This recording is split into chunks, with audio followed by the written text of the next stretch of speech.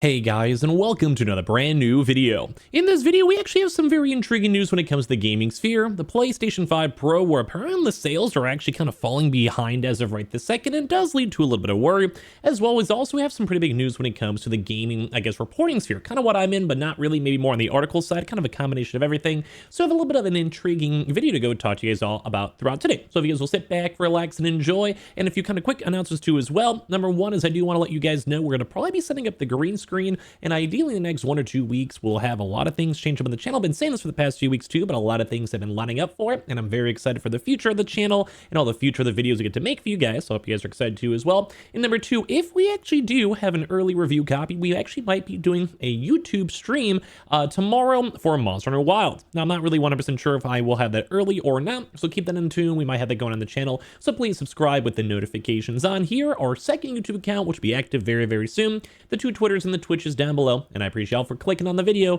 Let's go and dive on into it. So first and foremost, we're now seeing an intriguing news over here where the PS5 Pro has actually been falling behind on sales. In regards over here, this is me actually playing over at Marvel Rivals. Thank you. I've been having my buddy Cam let me go use his account, so thank you, Cam, for that. Shout out to you. Anyway, the PS5 Pro sales have fallen behind the PS4 Pro in the United States, saying the $700 console upgrade reportedly enjoyed a strong start at launch. So basically, a lot of people picked up the console, a lot of people enjoyed it, but it seems like it's maybe falling behind in terms of the trajectory from the PS4.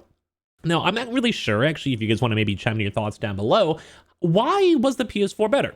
Now, I'd maybe say my thought process is that the PS5 is kind of a big standard upgrade already. A lot of people already have the PS4 Pros even. So it's kind of like if the PS4 Pro is still working, why buy a PS5 Pro? It's like sometimes for an iPhone, you buy an iPhone 14 Pro. Do you either want to buy an iPhone even 15, maybe even 16 Pro? Well, maybe, maybe not. If you're rich, you're balling, do trade-ins, maybe, but if not, you might be perfectly content. And I think that's probably the biggest reason. Plus, the few caveats, some of the PSSR issues, which did go kind of widespread, and we did talk about that a lot. And that definitely, I think, kind of turned some people away. Although we have had confirmation that they're fixing it, they've been ever evolving it, and it should be better over time. And as well, on top of that too, it is expensive, the disk drive, whatever. But it does seem like as of right this second, the console is actually, well, kind of maybe falling behind a little baby smidgen.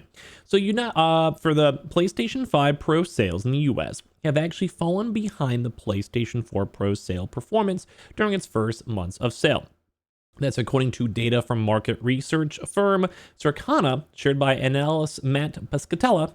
However, it's worth noting that the PlayStation 5 Pro retails for significantly more than the PS4 Pro did, so at $700 versus $400, which is crazy, and there also is a 1-week lull. But you could still look at these numbers because, well, they're very, very, very, very well proper.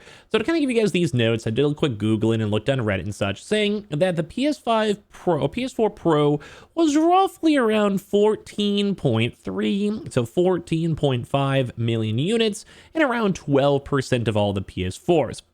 And as well, you guys can kind of see the PS4 Pro sold 1.7 million units on its launch in November 2016, and it also was around, 12 to 13% on top of that. And then as well, people are kind of talked about it, people are hyped up for it, we've had discussions on it too as well, and funny enough, even a lot of people out there were looking forward to the next PS5 Pro. So kind of fun news for all of that. But it showed that there was like tens of millions, maybe not the super craziest amounts, but there was a lot of sales for the PS5 Pro. So basically right now they've actually said that the PS5 Pro has had a solid start with unit sales in basically the same ballpark. And I'd probably say with how weird this whole console generation has been, we've had cool games, but there still is not that one game that makes you want to buy a PS5 Pro, although I have one, but the generality of it. Although I did make a video yesterday, so check it out now. If you guys missed it, we're kind of still on mini break, but that's like the week or two we're jumping on in. But we did notice that there is finally a game, say Monster Hunter Wilds, which I'm very excited for, that will most likely, they'll drive some sales. And same with the GTA 6, if that's still going to be this year, if not next year, that will most likely drive a lot of these sales. Because the Xbox doesn't have a competitor. Unless they want to go make their next console generation, well, quicker, there is nothing that they can really do with it. The best console experience for, say, Monster Hunter Wilds, which will sell tens of millions of copies, is on the PS5 Pro. Or the Xbox itself, too, as well. It's not going to really be the console seller people would expect. Same with GTA 6. And what other games besides those two are going to be the games that are really selling consoles? I mean, Black Myth Wukong was a rarity, but that also once again sold a lot of PS5s. And a lot of these Japanese type style games, such as Capcom games or whatever, are, well, obviously selling more in Japan and more on the PlayStation due to their like hierarchy in the world. Monster Hunter is huge in Japan too as well, and that will definitely be selling PlayStation consoles. We talked about that on yesterday's video. Once again, check that out if you guys want it. But the gist of that is just that they're making a lot of consoles. They're trying to make sure everything's all set and working and, well, vibing. And so far, it does seem like it has been working. Either way, the PlayStation 5 Pro was released on November 7th for $700 or 800 euros. Over 50 games subsequently received updates as well, which has been nice. There's also been other performance improvements. Sony has not released official PS5 Pro sales figures, however, its latest earnings results. So this is like the big head honchos talking to shareholders, which I do believe Sony is now the second biggest company in Japan. I think they just moved over that. And I think the number one company right now, for anyone who is curious, is actually Hyundai, and the car company. So for all the Japanese-based economy companies, Sony's actually number two, but that also factors in the music and everything else, you know, cameras, TVs, camcorders, DVD players, if people still buy those. So keep that in mind. But Sony has not technically released the official PS5 Pro sales figures. However, its latest earnings report included Pro sales for the first time and showed that launch-line PlayStation 5 is now just 1.5 million units behind the PlayStation 4 during the same period of its life cycle, which is at 75 million versus 76.5 million. And this is looking at the overall chart. And as you guys can kind of go and see, they are very comparable.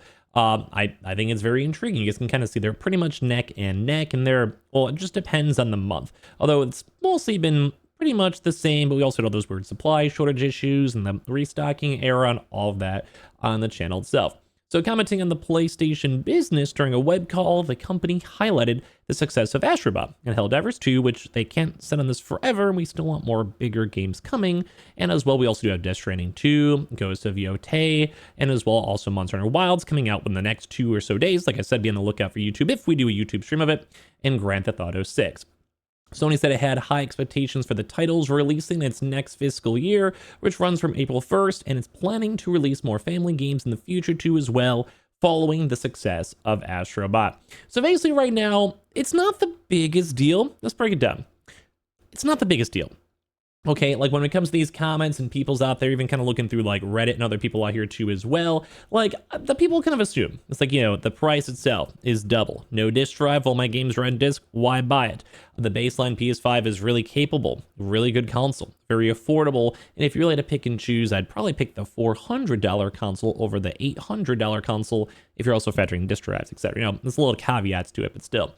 And well, obviously a lot of people already have their PS5s. They might not need it. Maybe a lot of people move to PC because even some of the PlayStation games are coming to PC. So if people were ever on the fence a while ago, they could still consider that. You know, make that leap, make that jump and be like, I'm just going to go to PC instead. And obviously it's $700.